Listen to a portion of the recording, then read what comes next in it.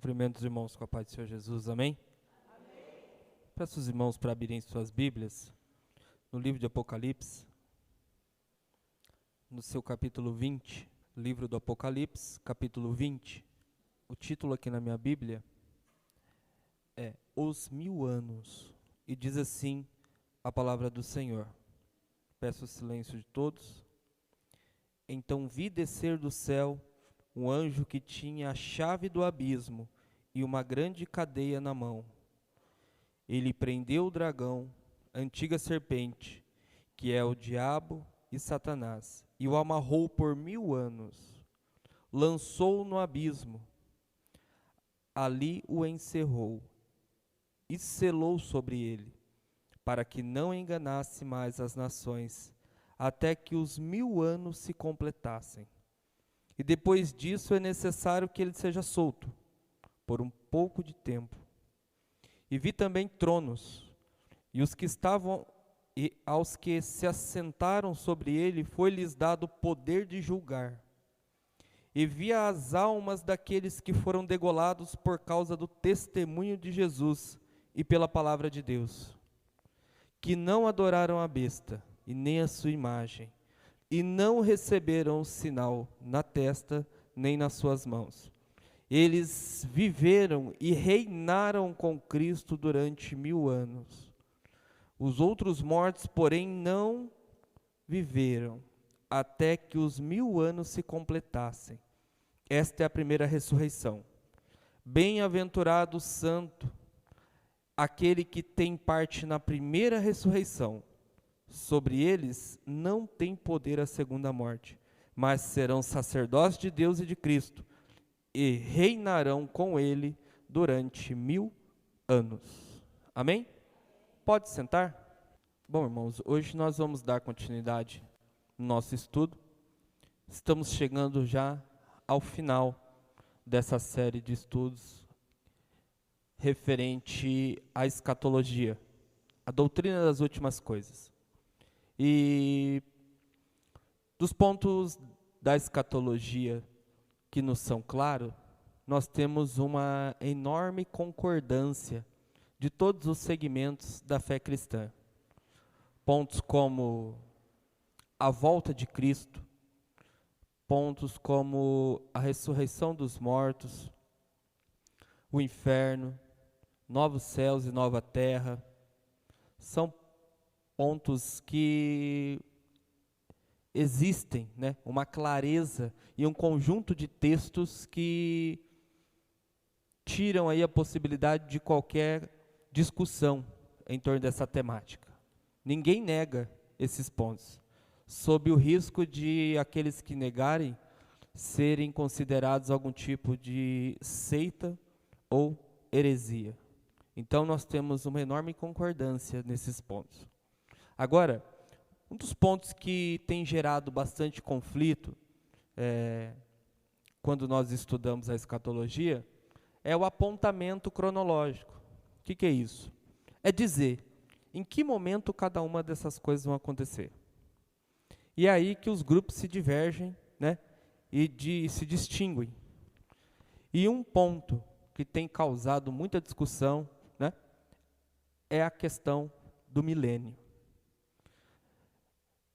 Nós temos aí mais ou menos 8 visões, né?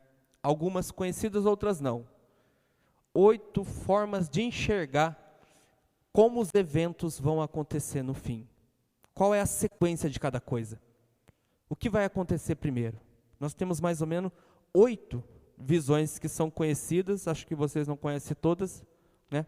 Mas estão todas à disposição em livros para serem conhecidas. Hoje eu vou destacar 3, que são as 3 mais comuns, né, que nós temos, que falam a respeito do milênio. Pode passar?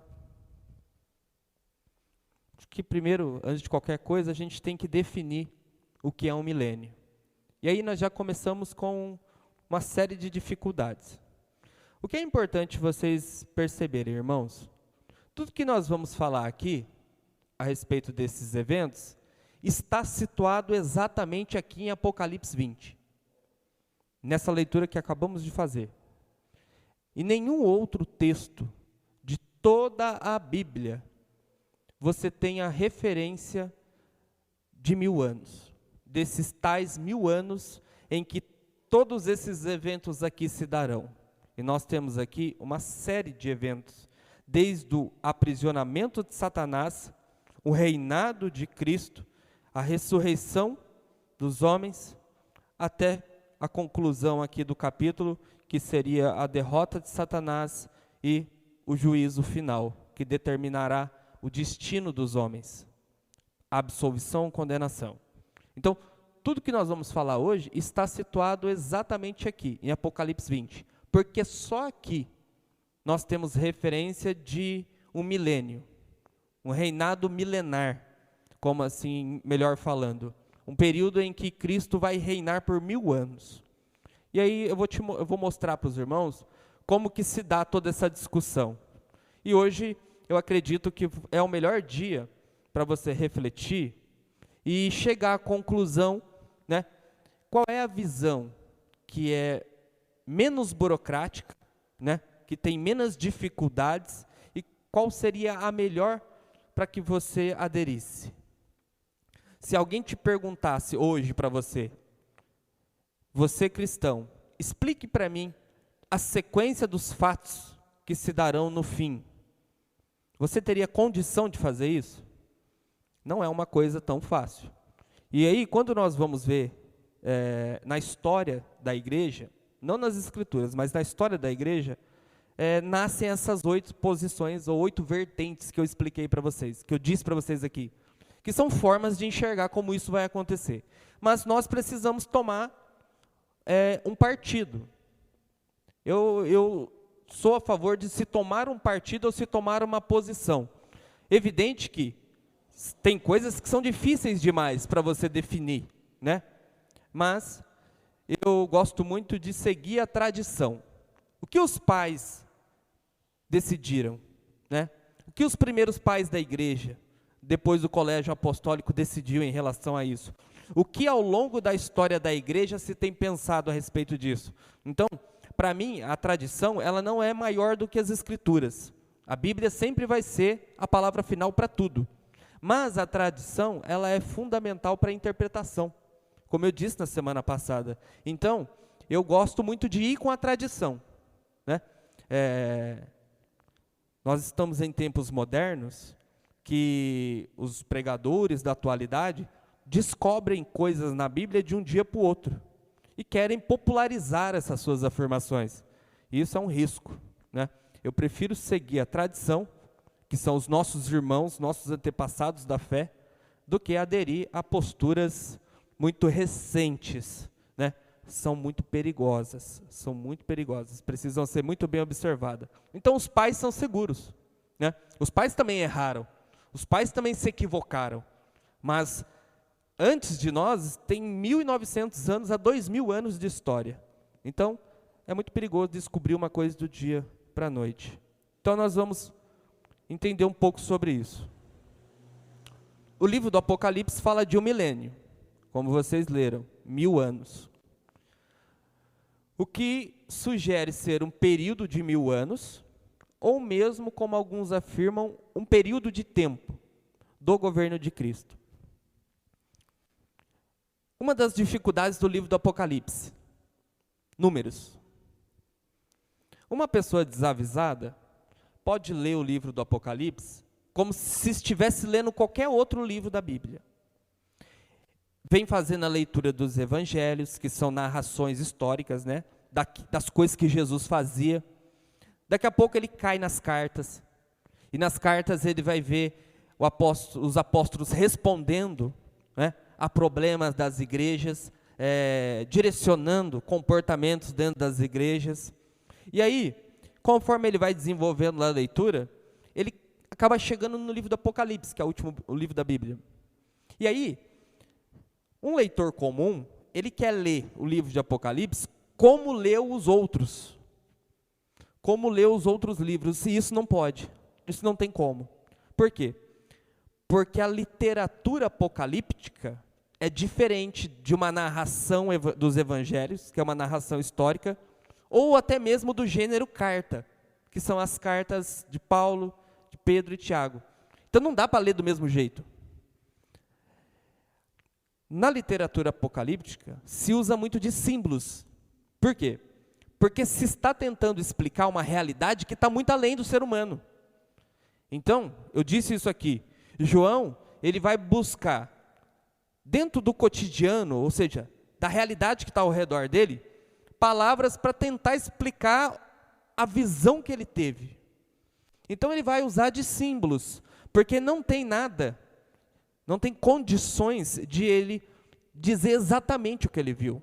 Então ele sempre vai fazer uso de símbolos, para tentar representar para as pessoas o que ele viu, que é grande demais e está muito além da humanidade dele.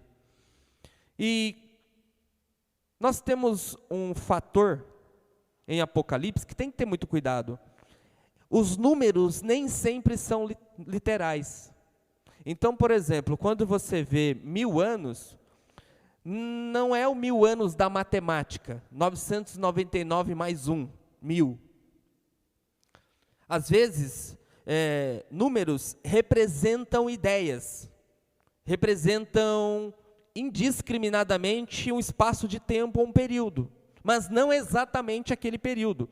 Nós temos aqui mesmo no livro do Apocalipse que 144 mil serão salvos.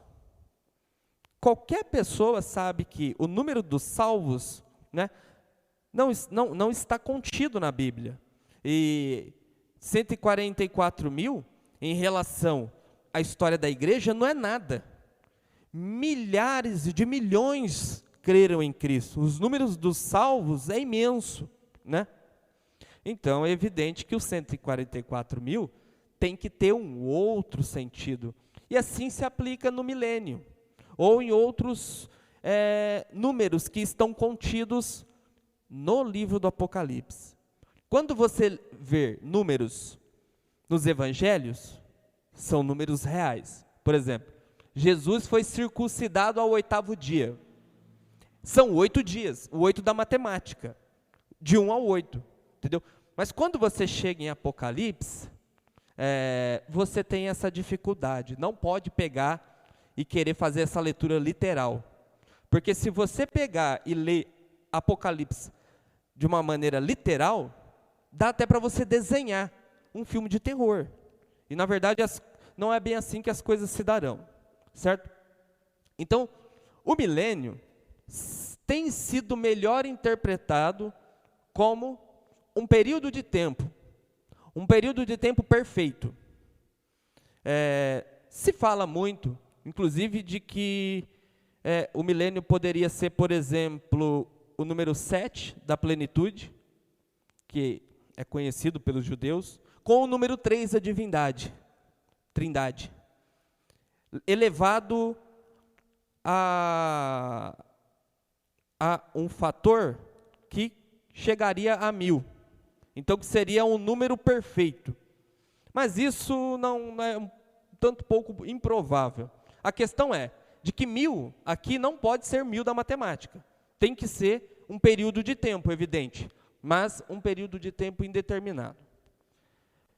Muitos entendem que o milênio é o período que se dá da vinda de Cristo a essa terra até o dia da sua volta. Esse período se compreende como milênio. E outras pessoas entendem que o milênio é, de fato, 1000 anos literais, e que esse milênio vai acontecer após a volta de Cristo. Voltando Cristo, se estabelecerá um período de 1000 anos contados, né? No início desses 1000 anos, Satanás é preso, e no final, Satanás é solto. Então, há um pouco das interpretações que se tem. O milênio ele é frequentemente debatido, pois ele apontaria a cronologia, o tempo, de alguns eventos importantes do fim dos tempos, dos últimos dias. Pode passar, Vinícius.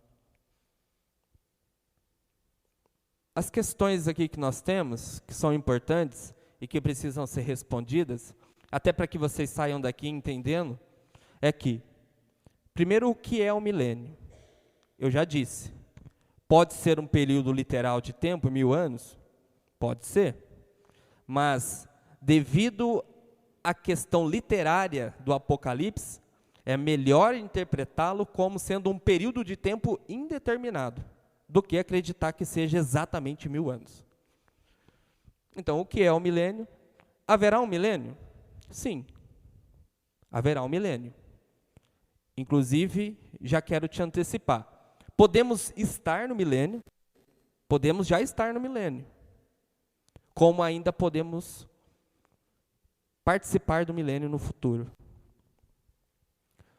Esse milênio, ele é terrestre ou celestial?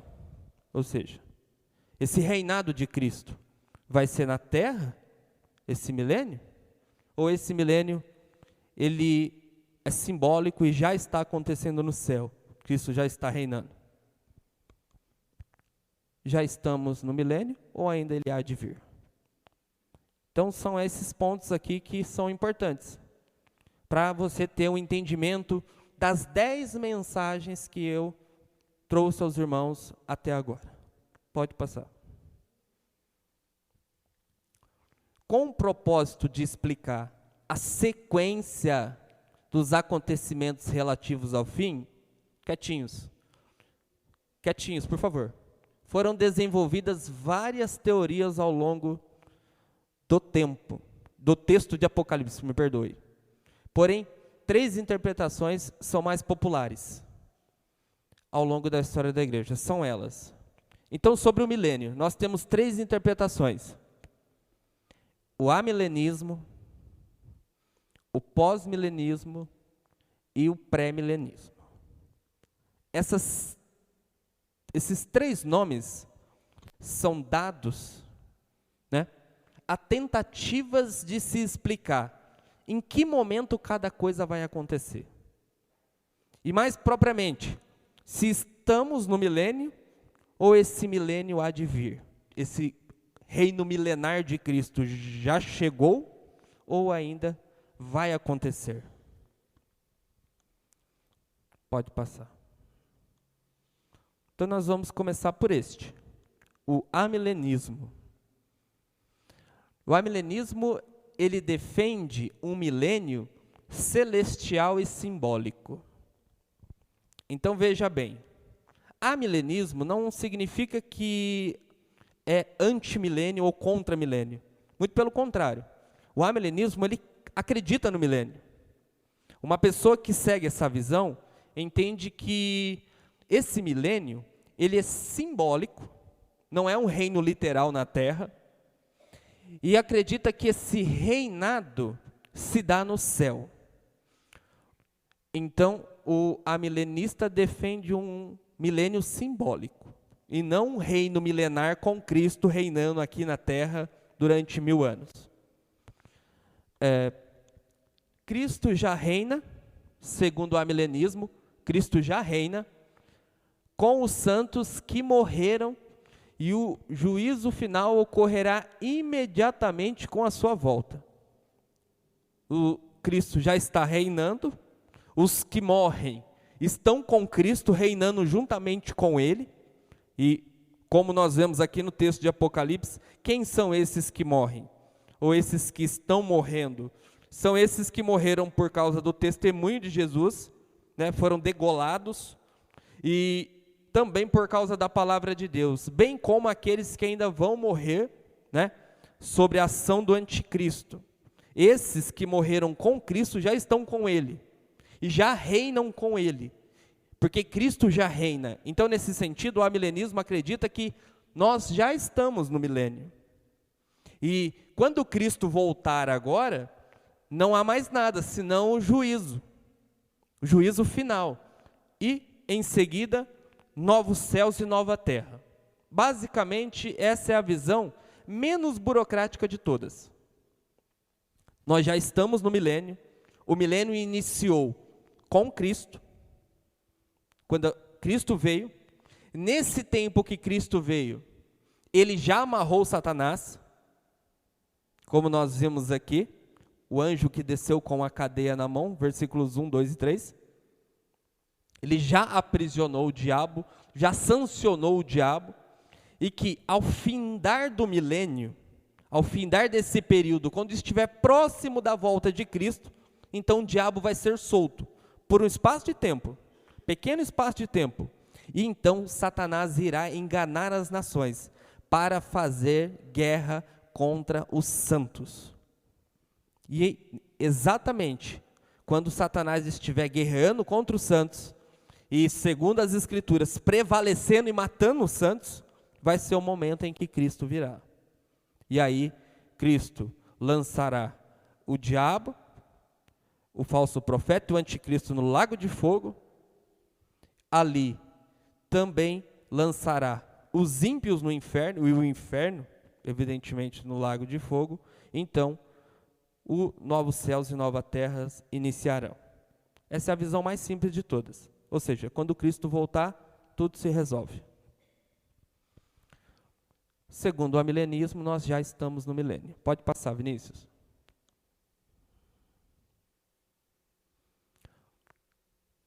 O principal proponente, né, desta visão, dessa vertente escatológica, é Agostinho de Hipona. Eu venho falando sobre ele há algum tempo, né, breves citações, mas Agostinho de Hipona é uma das pessoas mais importantes da história da igreja. Entendeu? Uma das pessoas de mais destaque, um dos homens que mais produziu teologia depois do apóstolo Paulo. Depois do apóstolo Paulo, o homem que mais produziu teologia, né, ali na idade medieval, foi Agostinho de Hipona. E tudo passava por ele, porque ele era um grande referencial da igreja, um monge. Ele interpretou a expressão 1000 anos, que nós chamamos milênio, como aparece em Apocalipse 20, como simbólica. Ou seja, os 1000 anos não são 1000 anos literais, os 1000 anos da matemática, são simbólicos. E o próprio Agostinho entendeu que isso é comum, como os demais números do livro do Apocalipse. Então, o amilenismo ele ficou mais popular por causa de Agostinho, porque Agostinho ele interpretava exatamente desta maneira como o amilenismo afirmava. Então, muito do que era o amilenismo era por causa de Agostinho. Pode passar. O amilenismo ele é considerado uma visão negativa. Geralmente, o amilenista, uma pessoa que tem essa visão, ela é negativa.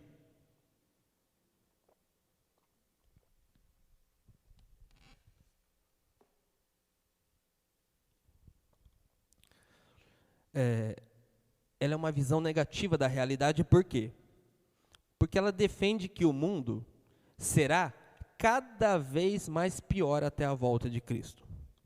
Então, o amilenismo ele é marcado, a marca da personalidade dele é negativa, porque o amilenista ele entende que a volta de Cristo se dará no momento em que o mundo estiver em caos e colapso, né?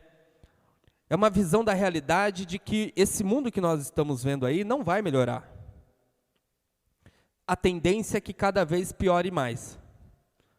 E, por exemplo, nós temos a expectativa, e eu vejo muita gente falando isso, de que quanto mais pessoas se convertem em um determinado local, uma determinada cidade, determinado país, a tendência era que aquele país fosse mais correto moralmente. Por quê? Porque por causa da grande quantidade de cristãos, né, que ali se estão.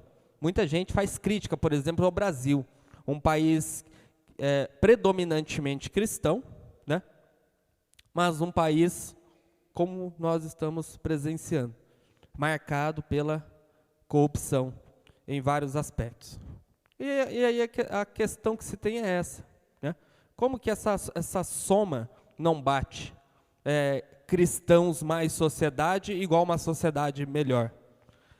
A visão amilenista, ela entende que as estruturas, né, que estão atuando no mundo são corrompidas. Por isso que o mundo não pode melhorar. Mesmo que vários cristãos se convertam, muito da sociedade se converta a Cristo, isso não quer dizer que a sociedade vai mudar. A tendência é sempre piorar. E isso é evidente, porque dentro mesmo de uma igreja, onde se pressupõe que todos são crentes, nós temos um monte de problemas. Então, se essa soma não funciona dentro da igreja, quanto mais no mundo. Alguns textos que fundamentam a ideia são esses textos de Jesus. Jesus disse: porventura, o Filho do Homem achará fé na terra quando vier? Né? Você acha, na sua visão, que quando o Filho do Homem voltar, existirá fé verdadeira? Né? Então, é uma visão um tanto quanto negativa, porque parece que a pergunta de Jesus implica a uma resposta negativa. Ou mesmo, por aumentar a iniquidade, o amor de muitos esfriará. Esse texto está colocado exatamente no capítulo 24, onde fala dos últimos tempos, né? Do princípio das dores, e que fala que quanto mais aumenta o pecado, né, mais frio espiritualmente estarão as pessoas, né? Mais o amor esfriará. Então, a visão do amilenista é uma visão negativa. Jesus Cristo vai voltar em um momento de grande tribulação no mundo, de que o mundo estará num colapso, né, muito grande.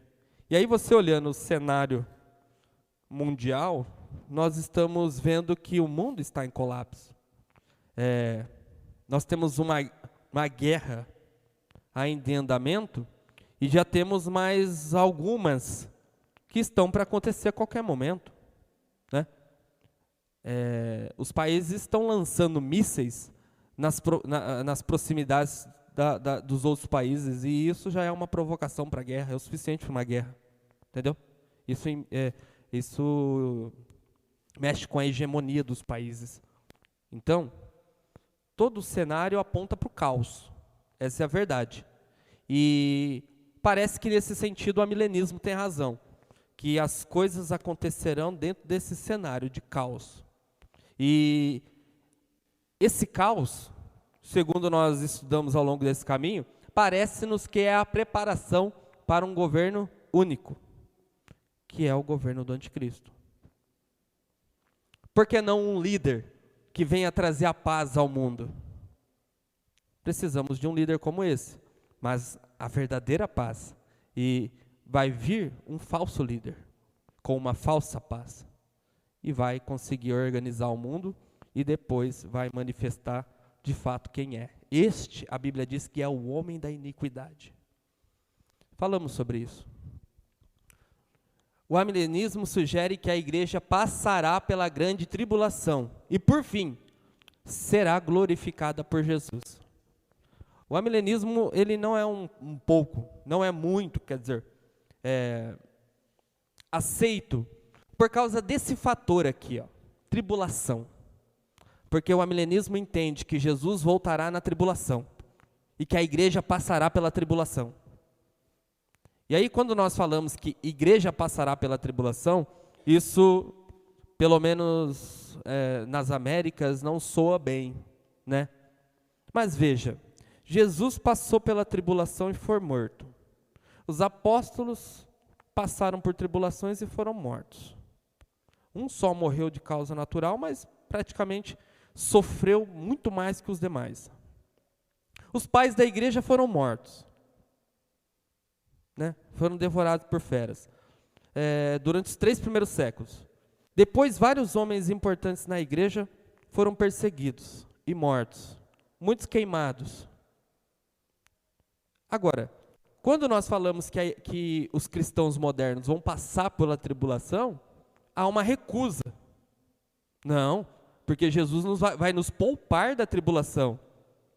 Mas Deus não poupou o seu Filho, não poupou os apóstolos, não poupou a primeira igreja, mas nós sim, nós seremos poupados. Interessante. E aí eu disse para vocês dos vários textos, né? Como principalmente Tessalonicenses. 1 Tessalonicenses, que é um texto fundamental, que diz que Jesus não vai se manifestar enquanto não se manifestar o anticristo e ocorrer a tribulação. Precisa acontecer.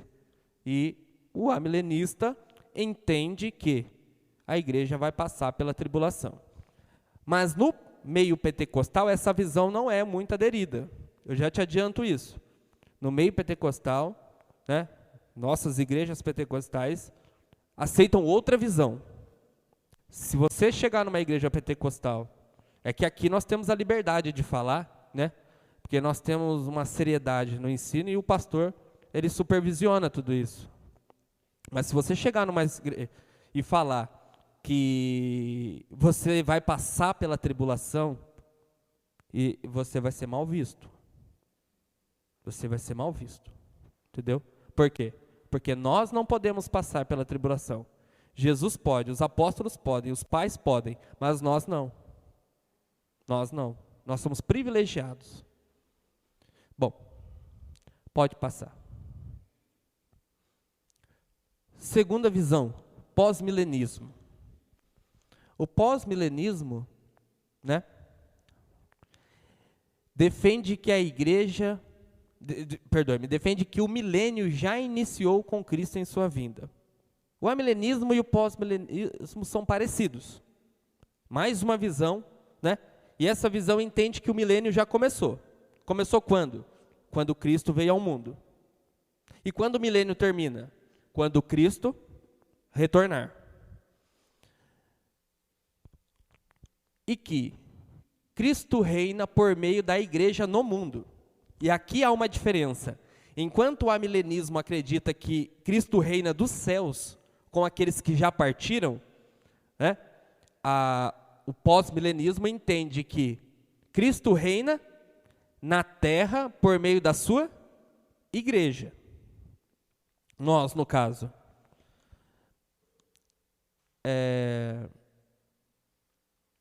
Imediatamente ao fim desse período, Cristo vai vir e estabelecer os eventos do fim. Ao fim desse período, né, de reinado da igreja na terra, Cristo voltará e vai estabelecer os eventos do fim, que é o julgamento final, onde dará o destino dos ímpios e o destino dos justos. Pode passar. O pós-milenismo é diferente do amilenismo. A personalidade dele é positiva. Veja, ele olha para a realidade com mais otimismo. Em que sentido? Segundo essa posição, a pregação do evangelho terá tanto êxito que o mundo se converterá. O pedido de Jesus, venha a nós o vosso reino e seja feita a vossa vontade, se concretizará na visão pós-milenista. E a paz prevalecerá e o mal será praticamente banido. E assim virá o fim. Ou seja, essa é uma visão positiva. O que o amilenismo, qual é a marca do amilenismo? A pregação do evangelho. Perdoe-me, do pós-milenismo, a pregação do evangelho. Quando o amilenista lê o texto de Apocalipse 20, ele entende o seguinte, como está descrito aqui no versículo 1, 2 e 3, o diabo foi preso. Então, se o diabo foi preso, o evangelho prosperará, a igreja vai prosperar, né? Porque o maior inimigo da igreja foi sancionado, está impedido, né, de agir como agiria. Qual era a ação do diabo? Enganar as nações. E já que ele não pode enganar as nações, a luz do evangelho prevalecerá. E esse evangelho vai se espalhar de tal maneira que o mundo inteiro, né, ou grande parte da humanidade se converterá ao evangelho, porque não há nada mais que impeça de o evangelho chegar ao coração dos homens. Porque o diabo, que era o único que impediria, está preso. Então eles têm uma visão otimista de que, conforme as coisas forem se desenvolvendo e o mundo for crendo em Cristo, a sociedade vai melhorar, vai experimentar de um grande avivamento da palavra de Deus, e quando esse avivamento estiver no seu ápice, o que vai acontecer? Cristo virá. Só que aí, você que não é bobo, e tem 2 olhos, e tem juízo, você olha ao seu redor e procure um avivamento, mas não um avivamento individual, pessoas avivadas espiritualmente, mas procure um avivamento na igreja como um todo. Olhe para o mundo, procure um avivamento. A realidade parece que não é tão otimista como é o pós-milenismo. O pós-milenismo, ele atingiu o seu ápice, né, essa visão, esse entendimento, atingiu aí o ponto mais alto no século XVIII. Por quê? Por causa das missões. Quando as missões mundiais começaram a acontecer, e um grande número de pessoas começaram a crer no Evangelho, então começou-se a se desenvolver uma perspectiva positiva de que o Evangelho ia ganhar todo mundo, a igreja ganharia o mundo inteiro para Jesus. A ideia central é de que a vontade de Deus tem que se concretizar. E se a vontade de Deus é que todos sejam salvos, é que todos venham ao conhecimento da palavra, então o pós-milenismo, com essa visão otimista da realidade, entende que isso tem que acontecer. Bom, pode passar. Assim, essa posição iniciou-se com Ticômio, um monge donatista. E também ela se tornou muito popular com Agostinho. Por quê? Porque Agostinho defendia que Jesus tinha amarrado o diabo. Jesus amarrou o valente e saqueou os seus bens, né? Os bens do valente que estavam sob seu poder eram as almas dos incrédulos, eram as nações que estavam enganadas. Então, como a marca do pós-milenismo é a pregação do Evangelho, esta interpretação de Agostinho popularizou, né, o pós-milenismo, porque Agostinho defendia exatamente o que o pós-milenismo apontava, que o Evangelho era pregado e ganharia todas as nações para Jesus, justamente porque o diabo estava amarrado, o diabo estava preso. Então, isso foi um fator fundamental, né? A palavra de um monge como Agostinho, como uma forma de validar um ensino. Só o que acontece? No início do século XIX, essa visão, ele tinha sentido, né, com o avanço das missões. Porém, quando começou o século XX, nós tivemos um problema. 2 guerras mundiais. Então, aquela ideia de que o mundo inteiro se converteria, de que, conforme o Evangelho fosse pregado, as nações começariam a se converter e se regenerar, e um período de plena paz viria, e seria nesse momento que Cristo voltaria para buscar a sua igreja, deu de frente com 2 guerras mundiais, que provavam que o pecado, pelo menos aparentemente, prevalecia sobre a justiça.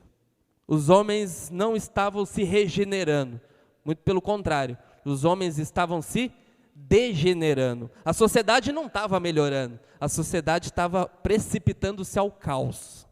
Então, todas as vezes que a sociedade aparentemente melhorava e a igreja começava a se desenvolver, o pós-milenismo parecia ter sentido.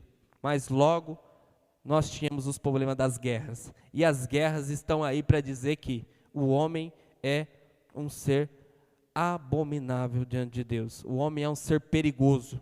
O homem é um ser altamente destrutivo. E que esse período de paz parece que não virá. Por isso que o pós-milenismo não é, quietinhos, não é uma visão muito popular. Dificilmente quem defenda esse ponto aqui. Eu praticamente não conheço pessoas que defendam o pós-milenismo. Por quê? Qualquer pessoa que tem 2 olhos e juízo vê que a sociedade não está melhorando, está piorando. E nós vemos os efeitos de tudo isso dentro mesmo da própria igreja. Dentro do círculo dos santos, nós vemos esses efeitos acontecendo. Pode passar. E agora nós chegamos na última visão, lembrando que existem praticamente 8, mas só essas 3 são mais populares, né? É o pré-milenismo. O pré-milenismo é a visão mais antiga das 3. Ela tem início ali nos primeiros séculos da igreja. Só um momentinho. Justino Mártir, Irineu de Leão, que eram 2 nomes fortíssimos da igreja, inclusive na semana passada eu falei sobre eles, porque eles falaram sobre o inferno. Eles defendiam essa posição. Porém, quando Agostinho, né, decidiu pelo amilenismo, esta posição perdeu a popularidade na igreja e ficou praticamente que esquecida.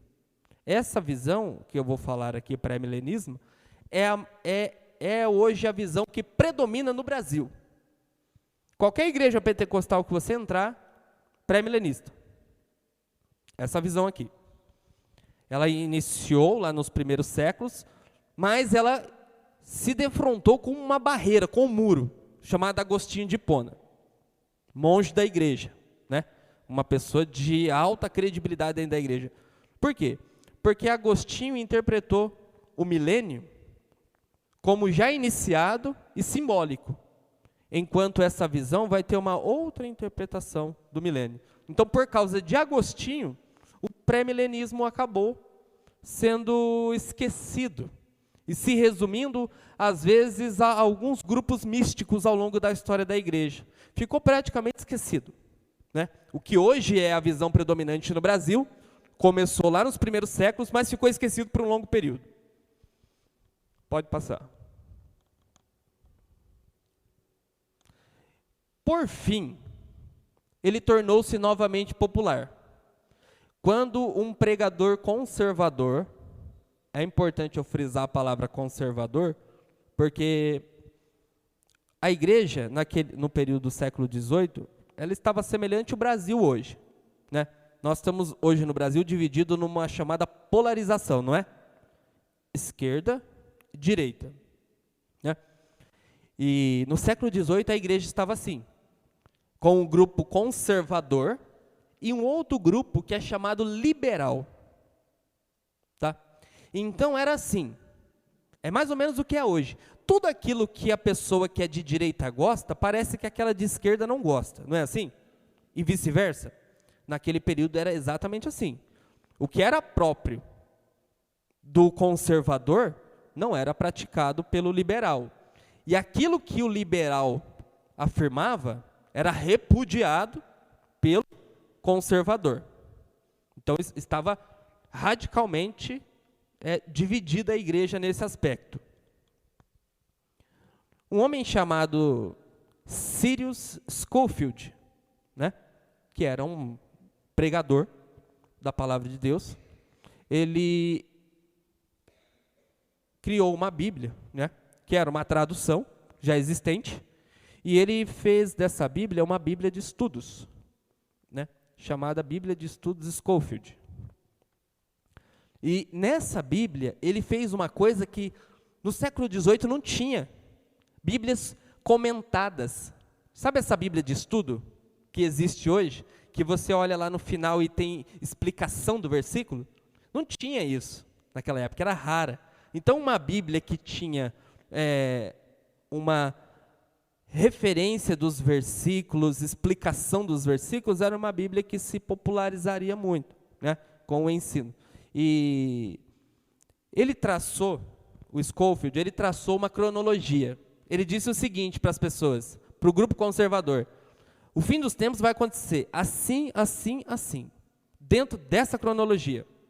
E isso foi amplamente aceito pelo grupo, repudiado pelos liberais, inclusive Ressalvo aqui que os liberais eram pós-milenistas, eles tinham uma visão otimista da realidade, porque eles também eram humanistas, e eles acreditavam no homem, eles acreditavam que o homem poderia mudar o mundo, até que vieram as guerras, e eles perceberam que isso não aconteceria. O Scofield, ele trouxe um elemento novo. Por que foi tão amplamente aceito? Por causa de um elemento novo que essa visão não tinha. O pré-milenismo entendia que a igreja passaria pela tribulação. O pré-milenismo, que hoje no Brasil é popular, sempre acreditou. A igreja passaria pela tribulação. Mas o Scofield, ele inseriu a ideia de que a igreja seria poupada da tribulação. Então essa visão explodiu. E por que explodiu? Porque não há uma pessoa sequer que não busque a fuga do sofrimento. Quem aqui gosta de sofrer? Quem aqui não quer um caminho mais fácil? Um caminho sem dor? Entendeu? Então, principalmente nas Américas Latinas e principalmente no Brasil, qualquer coisa que implique em sair do sofrimento, sair da crise financeira, sair do problema, são caminhos que as pessoas amplamente buscam. Porque as pessoas não querem ter problemas, elas não querem passar por situações difíceis, elas não querem pegar o caminho difícil da coisa. Entendeu? Facilmente poderíamos fazer aí uma analogia de que um cristão que é cristão aqui não teria muita facilidade de, por exemplo, ser um cristão nos países árabes, onde há uma perseguição e matança, né? Seria cristão facilmente aqui, mas lá negaria a fé. Por quê? Porque morrer não é uma possibilidade. É radical demais para as pessoas. Morrer pela fé é radical demais. Para que isso? Se eu posso ficar aqui tranquilo, eu vou para lá morrer pela fé? Pois é. Isso parece irônico, mas a realidade, né, o tempo vai mostrar para nós de que somos ou não somos. Ainda seremos muito provados nessa vida. Então essa visão, ela tem a visão de que a igreja não passaria pela tribulação. Ela tem 200 anos só, quase 200 anos. Mas o pré-milenismo em si, ele começou lá nos primeiros séculos, né? Ele é antigo, só que sempre acreditou-se que a igreja passaria pela tribulação. Pode passar. Estamos acabando. O pré-milenismo, ele se destaca por ser uma visão moderada da realidade. Possui textos claros, né? Porém, sua proposta é um tanto burocrática e difícil de sustentar. Aqui em Apocalipse 20, como que o pós-milenismo entende esse texto? É o seguinte: Cristo vai voltar, e então, quando Cristo voltar, né, o que vai ainda acontecer, não aconteceu, prestem atenção aqui em mim. Cristo vai prender o diabo, amarrar Satanás, quando ele voltar. E então acontecerá um milênio na terra. Cristo vai reinar aqui na terra com os santos, com um período de 1000 anos. E quando esse período acabar, Satanás será solto, vai enganar as nações para fazer guerra contra Cristo, que estará sentado lá no trono de Jerusalém, né? E então virá o juízo final.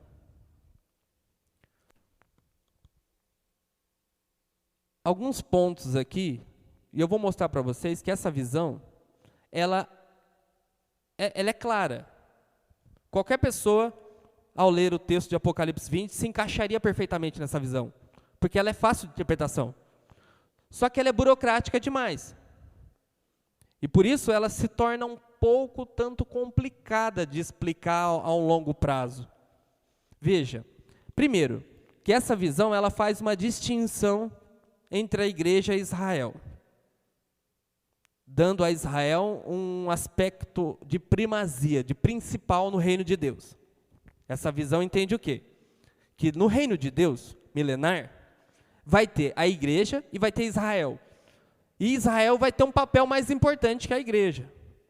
Só que aí nós temos um problema, porque a igreja de Cristo, os descendentes de Abraão, não são os que são pela genealogia, mas são os que são pela fé. Os herdeiros da promessa são segundo a fé. Ou seja, a igreja de Cristo, o Israel de Cristo, são todos aqueles que creem. E não há uma distinção entre os dois povos. Os dois povos tornaram-se um em Cristo Jesus. Então, o povo de Deus é um só. Não é Israel que é o povo de Deus. O povo de Deus é a igreja. E a igreja, frequentemente, no Novo Testamento, é chamado Israel, a Jerusalém, né? A Santa Cidade. Então não há dois povos, há um só. Só que nessa visão, nós temos aí Israel tendo uma primazia sobre os gentios. O que parece um tanto quanto estranho. Se há uma primazia, ela tem que se dar pela fé, né? E não por genealogia. Também nós temos a ideia de um milênio terreno aqui na terra, ou seja, que Cristo estaria aqui na terra, sentado lá na cidade de Jerusalém, no trono, né, num trono de verdade, né, numa cadeira, reinando. O que parece-nos também que é um tanto quanto estranho. Além da reconstrução do templo, né, o que muita gente acredita que ainda vai acontecer, o templo vai ser reconstruído. Eu acho um tanto quanto estranho reconstruir o templo de Israel, se não para uso do anticristo. Esse ponto de vista, ele se fundamenta a partir de uma interpretação literal dos textos bíblicos. O pré-milenismo é geralmente uma pessoa que faz uma leitura do livro do Apocalipse de forma literal. Por isso que ele chega a essas conclusões. E a situação torna-se ainda mais complicada. Por gentileza, Vinícius.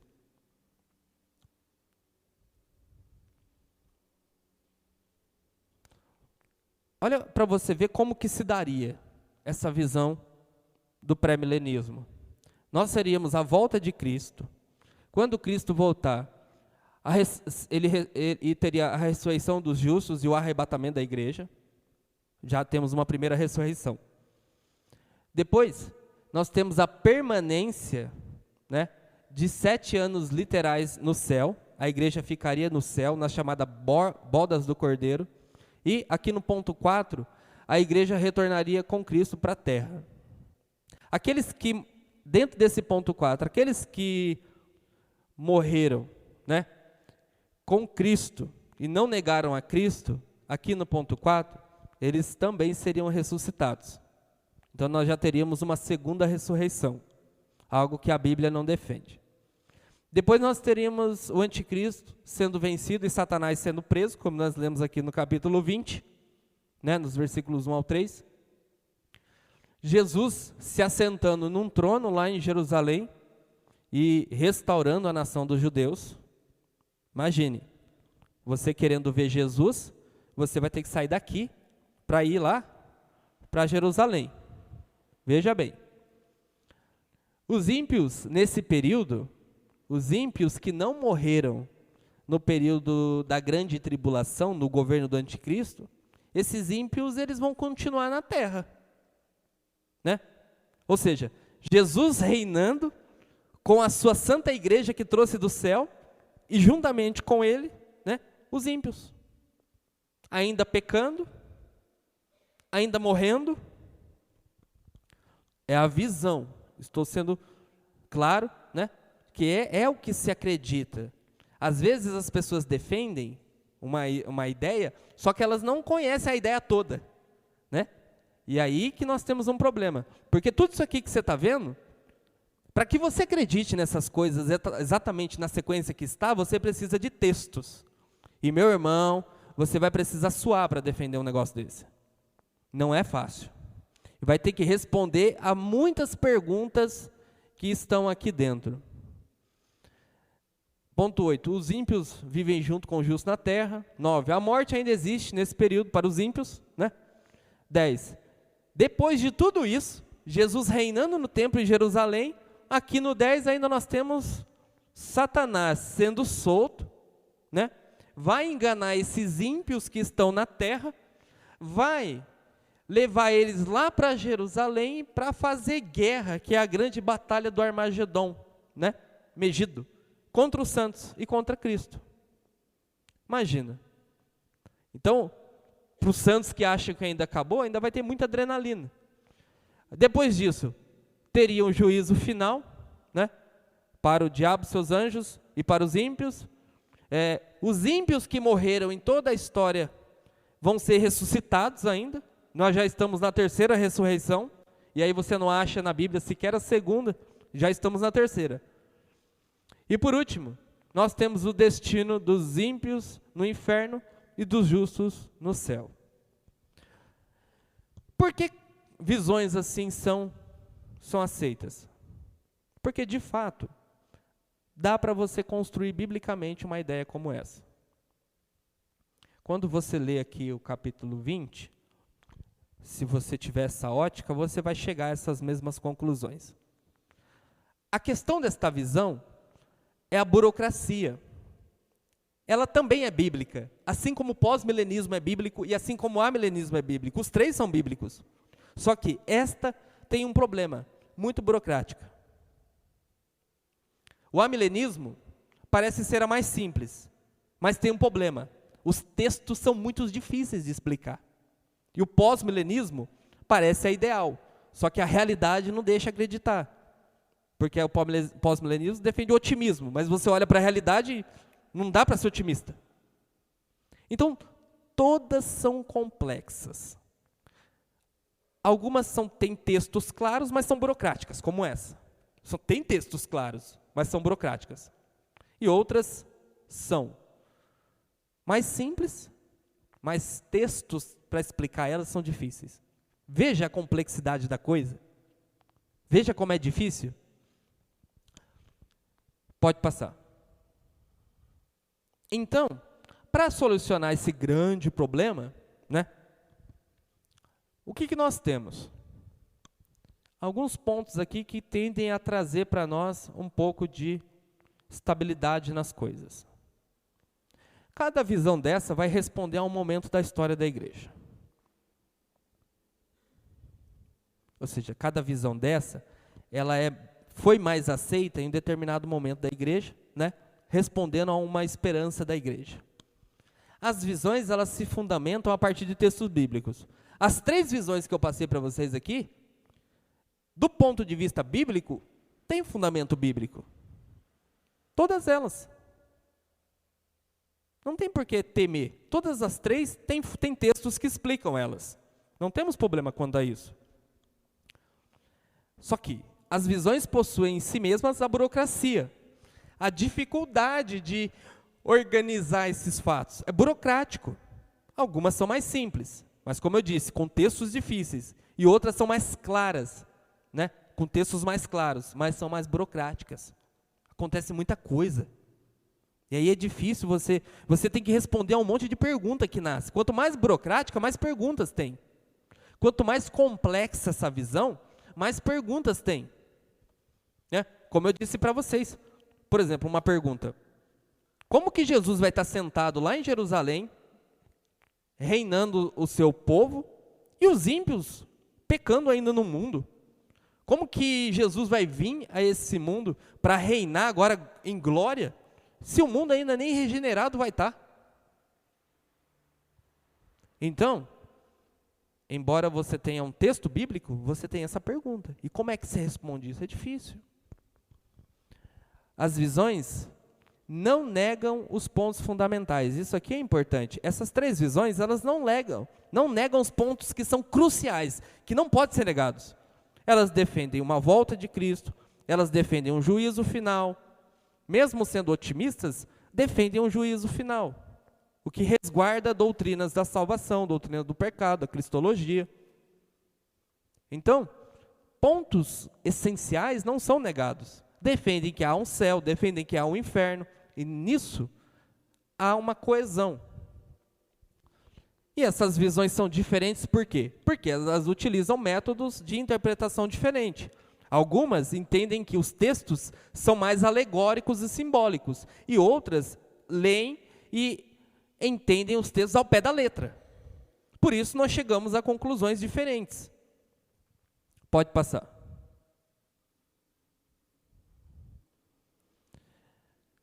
Sobre qualquer questão e sobre qualquer dificuldade, né, o meu posicionamento é pelo amilenismo. Eu acho que é a visão mais fácil, porque quando Cristo voltar agora, Ele vai estabelecer o fim. Vai julgar os vivos e os mortos, né? Vai dar à igreja a sua glorificação, vai dar aos ímpios a sua paga justiça, vai estabelecer o novos céus e nova terra, e pronto, acabou. Eu vejo assim. Mas considero que os textos são mais difíceis de explicar. Então, uma pessoa que adere ao milenismo, ela vai ter uma dificuldade se outra pessoa perguntar para explicar. Porque alguns textos, especificamente Apocalipse 20, é meio doído, meio complexo. Mas eu entendo que essa é a posição mais viável. O pós-milenismo, eu não acredito que seja uma posição ideal, porque ele é muito positivo. E só para você ver esse monte de cadeira vazia aqui, nós dá para ver que não é de se olhar com positividade a realidade, e muito otimismo, né? A tendência não é encher, é esvaziar. Qualquer pessoa sabe disso, porque já esteve cheio isso aqui. Mas cada dia esvazia mais, entendeu? Pois é. E o pré-milenismo, ele é um tanto quanto popular. Mas eu entendo que ele é popular, não é pela facilidade de compreensão, ele é popular especificamente por causa que tiraram a tribulação. Eu entendo isso. Se você pôr de volta a tribulação, aí uma pessoa qualquer que entender tudo isso não vai querer passar por todo esse percurso. Se você colocar a tribulação, depois da tribulação, o que você espera? Um momento de paz, de glorificação, de alegria. Então, eu entendo que o pré-milenismo, ele é popular, os pentecostais são pré-milenistas, preste atenção, eu sei disso, os pentecostais são pré-milenistas, entendeu? Mas eu acho que são alguns que de fato defendem por causa desse fator, que defender que a igreja não vai passar pela tribulação, ela vai ser poupada. Mas, como eu disse, ninguém foi poupado, só a gente vai ser. Se nem o Filho de Deus foi poupado, só a gente vai ser? Então, eu aderi pelo amilenismo e eu acho que os irmãos poderiam tomar esse caminho, avaliar essas questões e verificar que o amilenismo é o caminho mais rápido para a glorificação que a igreja espera. Mas se no final não acontecer dessa forma, né, nós temos questões que são fundamentais e que não vai mudar nada. Cristo vai vir, independente da visão, Ele vem, independente da visão, vai ter um julgamento, se prepare, né? Independente da visão, homens serão lançados no inferno e outros vão repousar para todo sempre no céu com Cristo. Vou contar para vocês uma piada e a gente finaliza, pode ser? Estavam 3 pessoas, essa eu ouvi. Estavam 3 pessoas conversando, discutindo. O amilenista, o pós-milenista e o pré-milenismo. Estavam os 3 discutindo sobre escatologia. Não, porque Cristo vai voltar depois da tribulação. Não, Cristo vai voltar antes e tudo mais. Enquanto eles estavam conversando, quem apareceu nos céus para buscar sua igreja? Jesus. E os 3 foram para o céu. Chegaram lá no céu, cada um olhou para o outro e diz assim: eu falei que ia ser do jeito que eu te falei? A salva de palmas para Jesus?